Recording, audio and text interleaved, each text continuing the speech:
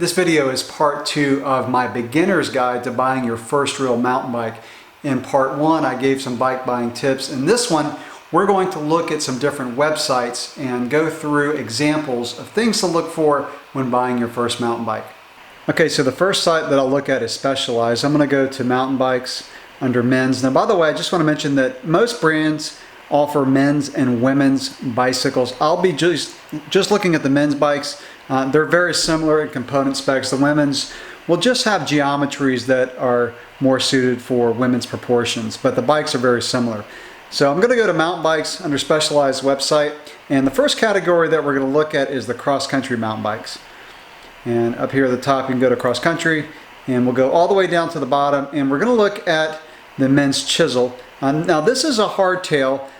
And what you're going to find is on Specialized, the cross-country bikes are a little bit more because they're lighter. This is actually a bike that you can race on. And so the lowest price of a Specialized hardtail in the cross-country category is $1,500.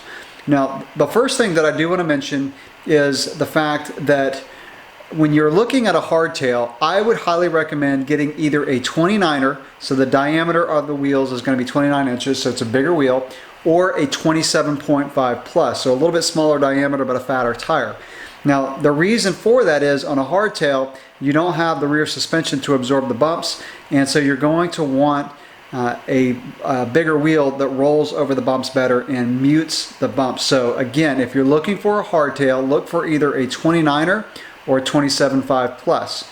So this is a bike that you can actually race on. It does have hydraulic disc brakes. You can see over here on the right on the front and rear brakes. It is hydraulic, and so again, I would recommend hydraulic disc brakes if you can fit them into your budget. Now, if we want to look at a lower price hardtail, we're going to have to go over to mountain bikes again. We're going to go to the trail category and Specialized. So I'll click on trail, and we'll go all the way down to the bottom. And the Rock Hopper and Hard Rock are the kind of lower end bikes that Specialized offers. And we'll start by looking at the Hard Rock. Now these are 650B, so this is also 27.5. So 650B and 27.5, it means the same thing. So I really recommend a 29er. So this is not a bike that I would recommend unless you're pretty short, so maybe under 5 feet 2 inches.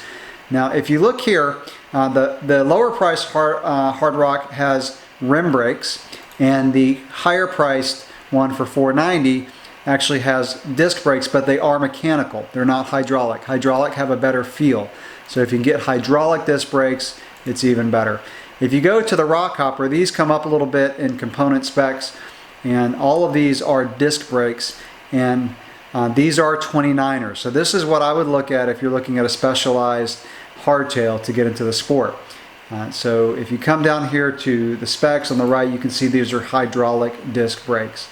Shimano, Alivio, and Altus are kind of the lower end mountain bike component groups. I like SLX as my baseline component group, but I realize you get pretty expensive when you get into SLX.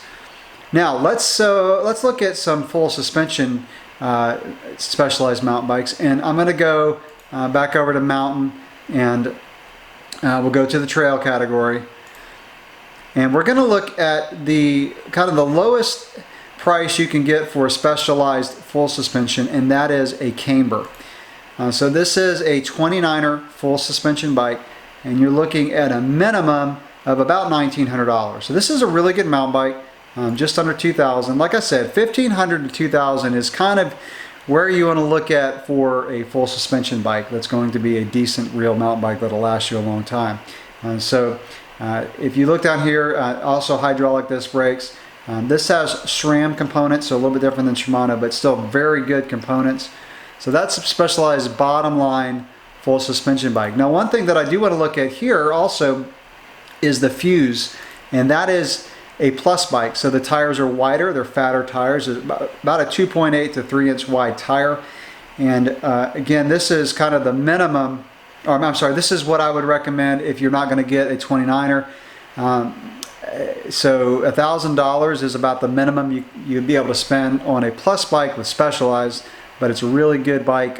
Plus size tires give you more comfort. So if you're not going to be cross-country racing and you want a really stable bike, one that's going to not slide out easily, It'd be a little bit easier to handle on rougher terrain. These plus size tires are really nice, and again, it's a very good option not only for a beginner, but it's a bike that'll grow with your skill level. Even more advanced riders have fun riding plus size bikes. So that's it for Specialized. Now I'm on Trek's website, and I'm on their mountain bikes, and I've kind of displayed all of their mountain bikes, and they have them grouped nicely. So you have the lower price bikes at the bottom of the page, so it's grouped where you can kind of start at the bottom and go up. Kind of the minimum that I would recommend for Trek is going to be their 820. So you can see they have a men's 820 and they have a women's 820. Let's look at the men's. And again, it's just different geometry for the men's and women's. Typically in the same price level, it's going to be the same components. So this is a rim brake bike. So like I said before, rim brakes are going to be that $400 to $500 range.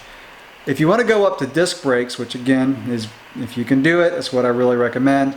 Then you're going to go up to the Marlin 5.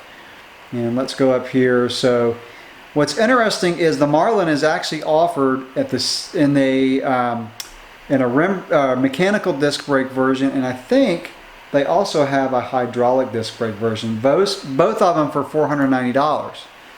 So here, if I click on this Marlin 5, I'm going to look at the component group when it comes up here. So it looks like this is a hydraulic disc brake bike. Yep, Tektro hydraulic disc brake. So that is a hydraulic disc brake bike. So a pretty good one. So that's about the minimum, about $500 for a bike with hydraulic disc brakes. Now let's look at Trek's offering for full suspension. So here we go, the Trek Fuel EX5. This is a 27.5 plus size bike. So this is one with plus size wheels, $2,400. Again, I like plus size tires for people who are newer to the sport. For $200 more, you can get a 29er version, probably a little bit nicer components. And let's go into the 29er version of the Trek Fuel EX. Both of these are going to be excellent for someone who's new to the sport but wants to get on a full suspension bike. If you look down at the components, Shimano Deore is a step below Shimano SLX, still very solid components. Shimano kind of goes from Deore up to SLX and then XT and then XTR. But Deore is a very good solid component group. And so again, like I'd mentioned, as you go up in price, the components are going to get nicer and the bike's going to get lighter. Now I'm on Giant's website, and let's first of all look at their hardtails. And I'm going to go under off-road and go to Sport XC because this is where their lowest price hardtail is, which is the Talon. So let's look at the 2018 Talon. The regular Talon is at $27,500. I'm going to look at the 29er because that's what I recommend for a hardtail. And so you're looking at $520. Now all of these bikes that I'm looking at on Specialized, Trek, and Giant, these are real mountain bikes. These are not Walmart bikes that are going to fall apart in 6 months. These are bikes that are going to last you as your skill grows, and they're also going to have a pretty decent resale value compared to a Walmart bike. So when you want to move up, you can get some money for your bike. So let's look at the Talon 29.2, $750. A little bit nicer components than the other one, which means the bike's going to be lighter and the components will perform a little bit better. You get some good tires on this bike, the Maxxis Icon tires. Those are pretty decent. And they are tubeless tires. I won't go much into tubeless, but as you kind of progress, and you probably want to look into tubeless wheels and tires. And this bike actually comes with, this is probably the lowest price bike I've ever seen with tubeless rims and tubeless tires. If I look at the 29.3, the Talon 29.3 doesn't say anything about tubeless, so that's another advancement you get as you move up in price level. So an extra $200, you're moving up quite a bit in component spec. Now let's look at the cross country, or let's look at the trail category for Giant bikes, because this is where you're going to see the full suspension bike. And this Giant Stance is Giant's lowest offering for a full suspension bike, and the Stance 2 is $1,500. The Stance 1 is $2,100. You get quite a bit more component spec for the $2,100. So $600 more is a pretty big jump in components, going from the 2 to the 1. And that brings up a point that I want to mention is kind of in this $1,000 to maybe $2,500, $3,000 price range. As you move up, you start to really get a good jump in component spec. Once you get above about $3,000 to $3,500, then you don't get quite as much of a benefit for your money in the component group. So this is kind of where your price to benefit ratio really jumps as you keep moving up in price. And this is a good example because $600 gets you from a Suntour fork over to Fox suspension with Shimano SLX components. And SLX is my personal floor for component level. I love the way SLX rides. It rides almost as good as Shimano XT, which is their next to highest component group. So SLX, really good stuff. This also comes with tubeless wheels. One more thing that I'll look at under Giant's off-road category is in the cross-country category.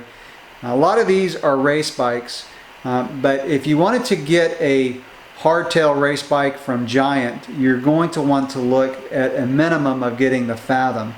Of course, the XTC is going to be a carbon bike, but the Fathom is an aluminum frame. And by the way, I didn't mention this before, but anything below about $2,000 is going to be an aluminum frame.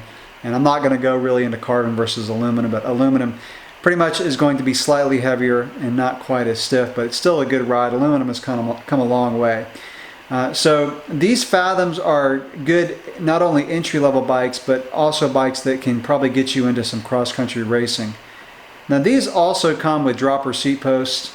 And those are seat posts that can be lowered with a lever on your handlebar to get the saddle out of the way when you encounter more rugged terrain, if you want to do a steep drop or something like that. So that's what I wanted to show from Giant. So that's going to wrap up these 2 videos on my beginner's guide of buying your first real mountain bike.